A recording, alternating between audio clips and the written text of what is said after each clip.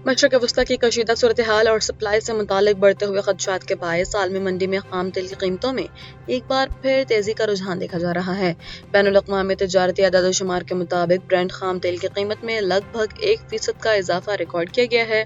जिसके बाद इसका भाव बढ़कर $97 फी बैरल की सतह पर पहुंच गया है। इसी तरह अमरीकी मार्केट में WTI खाम तेल की कीमत में भी नुमाया इजाफे के साथ $95 फी बैरल तक जा पहुंची है, जबकि UAE मरबन की कीमत $96 फी बैरल हो गई है। माशी माहिरीन का कहना है कि ईरान और अमेरिका के दरमियान जारी हालिया सियासी उतार चढ़ाव, आलमी तलब में अचानक इजाफे और सप्लाई चेन मुतासर होने के अंदेशों से तेल की कीमतों को इस नहज पर पहुंचाया है।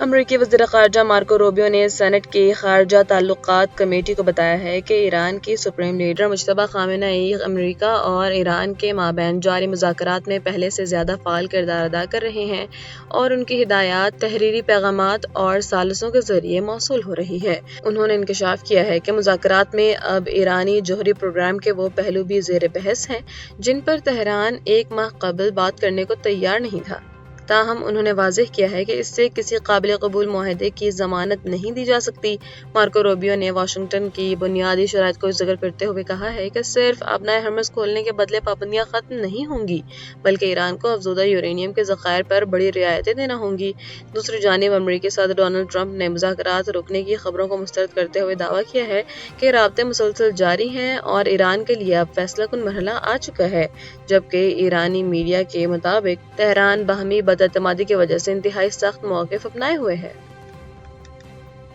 खैबर पख्तूनख्वा के ज़िला मर्दान में गुज़श्ता रोज़ शेख मल्तून के इलाके में खातून समेत 3 अफराद के अंधे कत्ल की लर्ज़ाखेज़ वारदात में एक अहम पेशरफ्त सामने आई है, जहां मक़तूलीन के अगवा किए गए 2 बच्चों को मुल्ज़िमान 4 सद्दा रोड पर छोड़कर फरार हो गए हैं। पुलिस हुक्काम का कहना है कि सफ़ाक मुल्ज़िमान गुज़श्ता रोज़ तहरे कत्ल के इस संगीन वारदात के बाद मक़तूलीन की गाड़ी और उनके 2 मासूम बच्चों को अपने साथ अगवा करके ले गए थे। वाक़े की इत्तला मिलते ही पुलिस ने इलाके में नाकाबंदी करके मुल्ज़िमान की तलाश शुरू कर दी थी, जिसके दबाव में आकर मुल्ज़िमान बच्चों को सड़क किनारे छोड़कर फरार होने पर मजबूर हो गए। पुलिस ने दोनों ही बच्चों को अपनी तहवील में ले लिया है, जबकि कत्ल और अगवा के इस होलनाक केस के मुख्तलिफ ज़ावियों से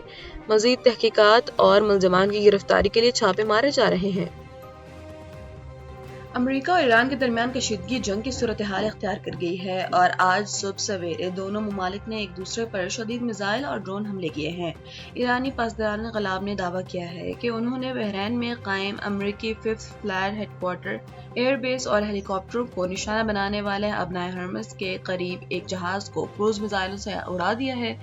ताहम अमरीकी सेंट्रल कमांड ने 5th फ्लीट पर हमले के दावे को यकसर मुस्तरद करते हुए कहा है कि ईरान ने पड़ोसी मुल्क पर बैलिस्टिक मिसाइल दागे हैं। इस दौरान कुवैत और बहरैन में फ़िज़ाई दिफाई निज़ाम फ़ाल कर दिए गए हैं और शदीद धमाकों की आवाज़ें सुनी गई हैं, जहां अमरीकी कमांड ने बहरैन और कुवैत की जानिब से आने वाले मिसाइलों और ड्रोन्स को मार गिराने का दावा किया है। वहीं रूसी और ईरानी मीडिया ने दावा किया है कि अरबों मालियत का अमरीकी पेट्रियट डिफेंस सिस्टम कुवैत पर हमला रोकने में नाकाम रहा और मिसाइल गैर फौजी इलाके पर जा गिरा।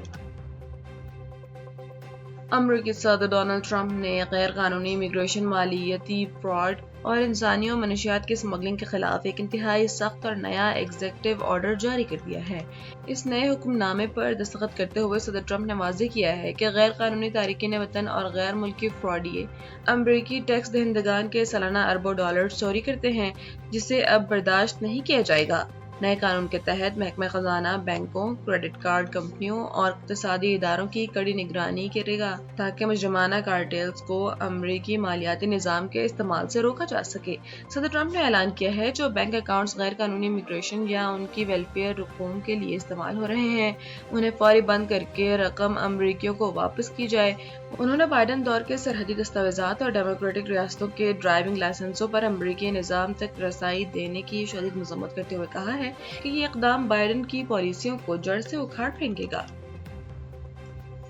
अमरीकी सेंट्रल कमांड ने दावा किया है कि अमरीकी अफवाज ने ईरान की जानिब से किए गए वसी पैमाने पर बैलिस्टिक मिसाइल और ड्रोन हमलों को कामयाबी से नाकाम बनाया है। अमरीकी कमांड के मुताबिक फोर्सेस ने जवाबी कार्रवाई करते हुए ईरान के तस्वीराती जजीरे قشم پر شدید حملے کیے ہیں جہاں ایرانی فوجی تنصیبات کو نشانہ بنایا گیا ہے۔ یہ کارروائی ایران کی طرف سے پڑوسی ممالک اور بحری جہازوں پر داغے گئے میزائلوں کے جواب میں کی گئی ہے۔ امریکی حکام کا کہنا ہے کہ ایران کی جانب سے داغے گئے بیلسٹک میزائل اپنے اہداف کو نشانہ بنانے میں ناکام رہے، جن میں سے کویت پر داغے گئے 2 میزائل راستے میں ہی گر گئے، جبکہ بحرین کی طرف سے آنے والے 3 میزائلوں کو امریکی اور بحرینی دفاعی فورسز نے فضا میں ہی تباہ کر دیا۔ اس کے علاوہ بحری جہازوں پر کیے گئے 3 ایرانی ڈرون حملوں کو بھی ناکام بنا دیا گیا۔